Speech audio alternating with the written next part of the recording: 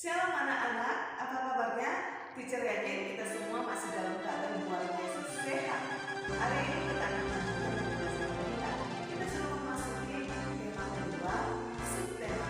Pertama, kita memasuki pembelajaran satu dan pembelajaran kedua. Sebelum kita memulai pembelajaran, kita bisa berdoa doa. Tuhan yang dan bersyukur bahwa Tuhan begitu baik dalam kehidupan kami. Terima kasih. Terima kasih Tuhan dan terima kasih berkesempatan untuk kami belajar. Sebentar kami akan memulai pembelajaran kami kepada Tuhan yang berkati hikmat, kebenaran, kemudian Tuhan. Dalam nama Yesus, kami berdoa dan bersyukur. Amin. Anak-anak, hari ini kita memasuki tema 2, persatuan dalam perbedaan, subtema 2, rukun dalam perbedaan. Kita berada di pembelajaran 1 dan pembelajaran kedua. Tujuan pembelajaran kita yaitu 1. Siswa mampu menyebutkan informasi penting menggunakan aspek apa, di mana, kapan, siapa, mengapa, dan bagaimana pada peta pikiran yang tepat. 2. Siswa mampu menyebutkan makna proklamasi kemerdekaan Indonesia. 3. Siswa mampu menyebutkan ciri-ciri makhluk hidup berdasarkan habitatnya. Dan 4. Siswa mampu menyebutkan pola lantai dengan benar.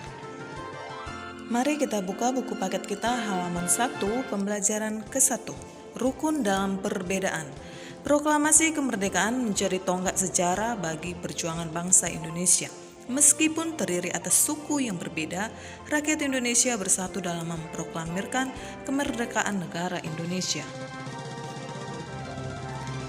Setiap tanggal 17 Agustus, rakyat Indonesia selalu mendengar petugas upacara membacakan teks proklamasi. Sebagian rakyat juga bisa mendengarnya dari radio atau dari tempat lain. Teks proklamasi yang dibacakan memiliki sejarah bagi bangsa Indonesia. Teks tersebut adalah teks proklamasi kemerdekaan negara Indonesia. Ini dia ketikan asli teks proklamasi. Teacher bacakan. Proklamasi. Kami, bangsa Indonesia, dengan ini menyatakan kemerdekaan Indonesia. Hal-hal yang mengenai pemindahan kekuasaan dan lain-lain diselenggarakan dengan cara saksama dan dalam tempo yang sesingkat-singkatnya. Jakarta, 17 Agustus 1945, atas nama bangsa Indonesia, Soekarno-Hatta. Proklamasi Kemerdekaan Indonesia. Proklamasi kemerdekaan yang dilakukan tanggal 17 Agustus 1945 menjadi peristiwa penting bagi bangsa Indonesia. Peristiwa tersebut menjadi tonggak sejarah di mana bangsa Indonesia berhak atas kemerdekaan dan wajib mempertahankannya. Diawali dengan dijatuhkannya bom atom oleh tentara Amerika Serikat pada tanggal 6 Agustus 1945 di kota Hiroshima dan pada tanggal 19 Agustus 1945 di kota Nagasaki, Jepang. Akhirnya menyerah kepada tentara sekutu. Peristiwa ini dijadikan kesempatan oleh bangsa Indonesia untuk segera membebaskan diri dari penjajahan bangsa Jepang. Teks proklamasi ditulis di Rumah Laksamana Tadashi Maeda, Jalan Imam Bonjol nomor 1. Para penyusun teks proklamasi adalah Insinyur Soekarno, Dr. Andus Muhammad Hatta, dan Mr. Ahmad Subarjo. Konsep teks proklamasi ditulis oleh Insinyur Soekarno. Saat itu hadir pula BM Dia, Sayuti Melik, Sukarni, dan Sudiro. Sukarni mengusulkan agar yang menandatangani teks proklamasi itu adalah Insinyur Soekarno dan Dr. Andus Muhammad Hatta atas nama bangsa Indonesia. Teks proklamasi diketik oleh Sayuti Melik. Nah, itu sejarah yang perlu kamu ingat, siapa yang mengetik teks tersebut, siapa yang menandatanganinya, siapa yang membacakannya. Dan juga di mana teks tersebut dibacakan atau ditulis. Itu harus kita ingat karena ketika kamu ujian akhir nanti soal-soal seperti ini dikeluarkan di ujian kamu. Pagi harinya 17 Agustus 1945 di kediaman Soekarno Jalan Pegangsaan Timur nomor 56 telah hadir antara lain Suwirjo, Wilopo, Gafar Pringadikdo, Tabrani, dan Trimurti. Acara dimulai pada pukul 10 dengan pembacaan proklamasi oleh Soekarno dan disambung pidato singkat tanpa teks. Kemudian bendera merah putih yang telah dijat oleh Ibu Fatmawati dikibarkan. Nah, dari teks yang berjudul Proklamasi Kemerdekaan Indonesia, silakan kamu lihat peta pikiran berikut. Di situ ada kata apa, mengapa, siapa, bagaimana, kapan, dan di mana. Dari teks yang berjudul Proklamasi Kemerdekaan Indonesia, silakan bentuk pertanyaan dari kata apa. Misalnya, apa yang terjadi saat proklamasi kemerdekaan Indonesia? Berikutnya, misalnya, kapan? Kapan proklamasi kemerdekaan Indonesia berlangsung? Nah, seperti itu. Ini nanti menjadi tugas kamu. Menjelang proklamasi kemerdekaan, perbedaan daerah, agama, dan suku bangsa bukanlah penghalang bagi generasi muda dan generasi tua untuk berkumpul. Perbedaan pendapat sempat terjadi, namun akhirnya mereka bersatu padu untuk memproklamirkan kemerdekaan Indonesia. Pada waktu itu semangat persatuan sangat menonjol. Bangsa Indonesia memiliki tekad yang kuat. Tidak ada jalan lain dalam usaha memproklamirkan kemerdekaan, kecuali menjalin persatuan dan kesatuan. Hal ini mencerminkan kerukunan dalam perbedaan. Nah, berikut adalah makna penting dari proklamasi kemerdekaan buat bangsa Indonesia. 1. Sebagai puncak perjuangan Indonesia, bangsa Indonesia telah dijajah selama bertahun-tahun oleh negara-negara Eropa sampai Jepang. Penduduk dengan latar belakang yang berbeda bersatu untuk melawan penjajah. Proklamasi kemerdekaan merupakan hasil dari perjuangan para pahlawan. 2. Pengakuan kepada dunia luar. Dengan membacakan teks proklamasi, Indonesia mengumumkan kepada dunia luar bahwa Indonesia adalah negara yang merdeka. Pengakuan ini diikuti oleh pengakuan dari negara lain. 3. Menaikkan martabat bangsa. Pembacaan teks proklamasi memberikan pesan kepada negara lain bahwa Indonesia adalah negara yang bebas dari penjajahan, negara yang memiliki martabat, dan negara yang mandiri. 4. Perjuangan sebagai negara baru. Indonesia adalah negara yang dibangun oleh rakyat dan untuk rakyat. Negara Indonesia adalah negara mandiri yang tidak tergantung kepada negara lain. 5. Tonggak sejarah negara Indonesia. Pembacaan teks proklamasi merupakan awal dari masa kemerdekaan Indonesia yang terbebas dari belenggu penjajahan. Tahukah kamu bahwa diperlukan kemampuan untuk melakukan penyesuaian atau adaptasi ketika kita ingin menciptakan kerukunan dalam perbedaan? Masih ingatkah kamu pepatah, di mana bumi dipijak, di sana langit dijunjung? Pepatah ini mempunyai makna apabila kita berada di tempat yang baru, maka kita perlu menyesuaikan diri dengan keadaan setempat agar kita bisa diterima dan hidup berdampingan dengan damai. Hal ini juga berlaku pada tumbuhan. Agar keberlangsungan hidupnya terjamin, maka tumbuhan harus mampu melakukan adaptasi sesuai kondisi lingkungannya. Bagaimana cara tumbuhan beradaptasi? Ayo kita pelajari. Bunga teratai. Tahukah kamu bunga teratai? Tanaman ini tumbuh di air. Agar dapat menyesuaikan diri, tanaman ini memiliki akar di bawah air. Tangkai daunnya tumbuh menjalar sehingga daun teratai dapat mengapung di air. Daun teratai bundar dan lebar. Fungsinya adalah agar daun dapat menyerap cahaya matahari sebanyak-banyaknya. Hal ini akan berdampak saat penguapan air dan berfotosintesis. Daun teratai memiliki larutan yang bermanfaat sebagai pembersih daun. Teratai memiliki batang dengan rongga di dalamnya. Rongga ini berfungsi untuk membawa oksigen ke batang dan akar. Meskipun akar berada di dalam air, akar masih tetap dapat bernapas. Berikut ada peta pikiran mengenai teks yang berjudul bunga teratai tadi. Ayo kita coba mengerjakan peta pikiran berikut. Pertama dari kata apa. Kita buat pertanyaan dari kata apa. Apa yang menjadi ciri khas dari bunga teratai? Lalu kita jawab. Yang menjadi ciri khas dari bunga teratai adalah bunga yang hidup di air dan memiliki daun yang sangat lebar. Lalu pertanyaan berikutnya, mengapa? Mengapa daun bunga teratai lebar? Lalu kita jawab. Daun dari bunga teratai lebar tujuannya supaya dapat menyerap cahaya matahari sebanyak. Seperti tumbuhan, manusia memiliki cara berbeda dalam beradaptasi. Perbedaan yang ada bukan untuk dipermasalahkan, namun untuk disyukuri. Tuhan menciptakan kita berbeda-beda agar kita saling mengenal dan saling menghargai. Perbedaan merupakan anugerah. Mari kita lanjutkan pembelajaran kedua di halaman 8. Pelangi indah karena warna yang berbeda-beda. Hidup berbangsa dan bertanah air, indah juga jika kita hidup rukun walaupun berbeda-beda. Perbedaan yang menguatkan. Kampung Cempaka adalah sebuah kampung transmigran. Warganya berasal dari berbagai daerah padat di Pulau Jawa.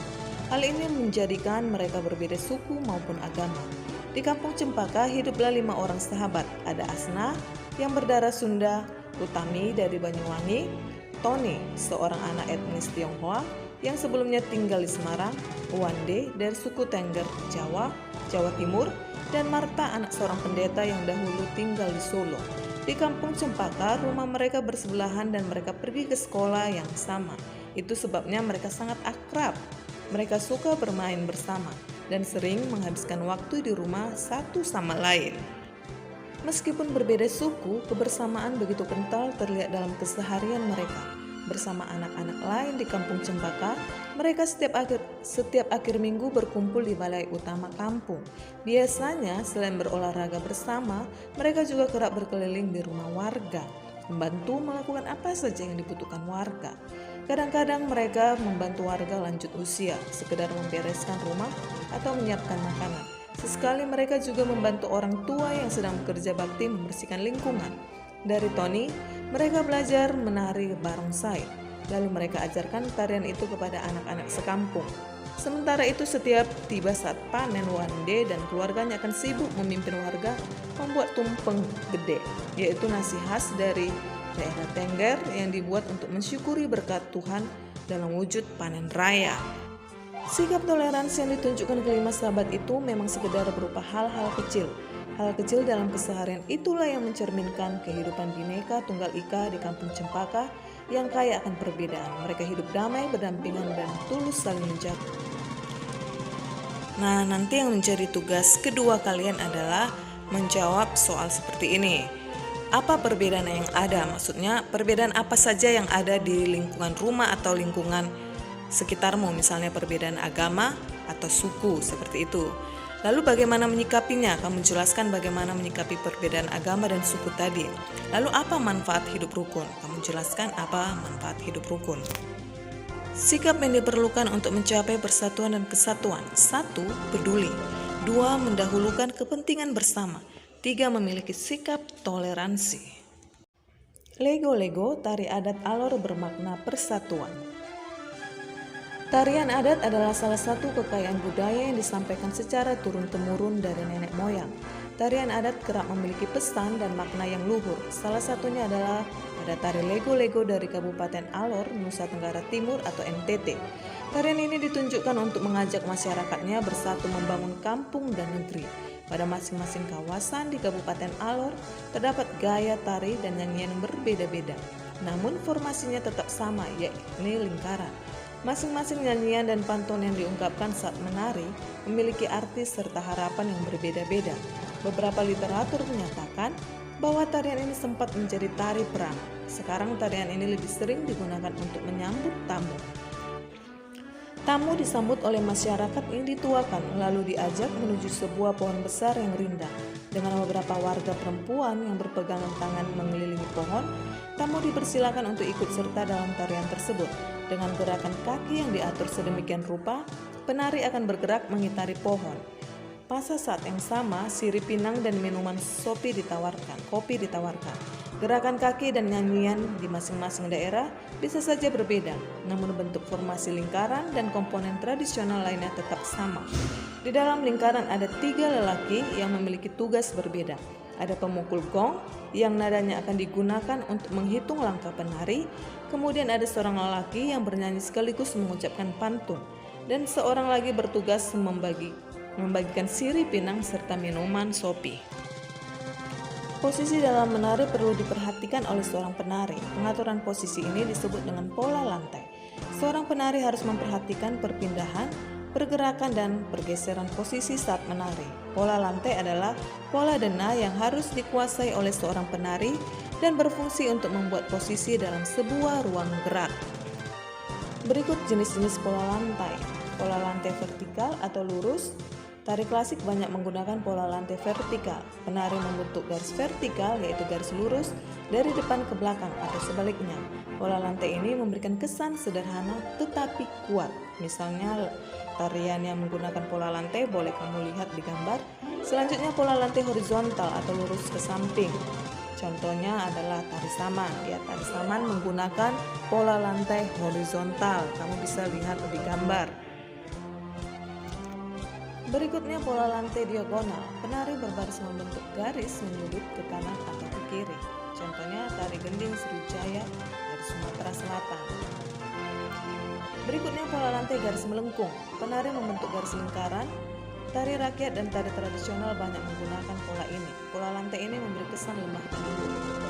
Contohnya tari Mak Badong dari Toraja, Sulawesi Selatan dan juga tari Randai dari Sumatera Barat. Nah, sekarang teacher kasih kalian tugas. Tugasnya ada 2. Tugas 1 ada di halaman 3. Silakan kamu buat pertanyaan dari kata apa, mengapa, siapa, bagaimana, kapan, dan di mana. Tapi pertanyaannya harus sesuai dengan teks yang berjudul Proklamasi Kemerdekaan Indonesia. Misalnya teacher buat contoh dari kata apa.